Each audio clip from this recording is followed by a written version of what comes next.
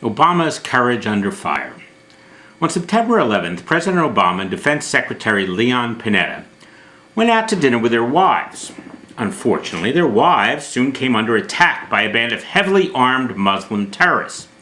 Mrs. Obama and Mrs. Panetta made repeated pleas for help, but the President and the Secretary of Defense watched the attack unfold over a period of 7 hours, but did nothing to help their wives. Both women were killed, along with 2 Secret Service agents. The next day, the President and Secretary of Defense held a joint press conference. The President explained that the attack was the result of a spontaneous demonstration by people who were upset about a YouTube video which made fun of the Prophet Muhammad. The President was outraged about the anti-Muslim trailer and said that such an intolerant video is contrary to the values of America. He said his administration had taken strong action in response. He had the Justice Department arrest the maker of the video, who will be kept in prison out of reach of the press until after the election.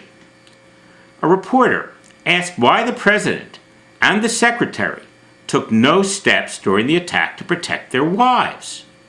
Secretary Panetta answered that no action was taken because they did not have adequate intelligence. It is government policy, explained, not to put anyone in harm's way unless we have adequate intelligence. Apparently, the policy did not apply to the 2 murdered women who were already in harm's way. Some commentators noted that the Secretary's statement makes it clear that he is correct, i.e. that he lacks adequate intelligence.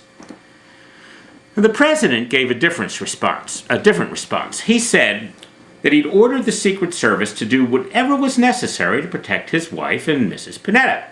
However, Secret Service agents contradicted the President, telling reporters that they had been ordered to, quote-unquote, stand down and do nothing to protect the 2 women. 2 courageous Secret Service agents disobeyed these orders and tried to protect the women, but they were outgunned and they also were killed in the attack. Now, the administration has given no information as to who ordered the Secret Service to stand down or why.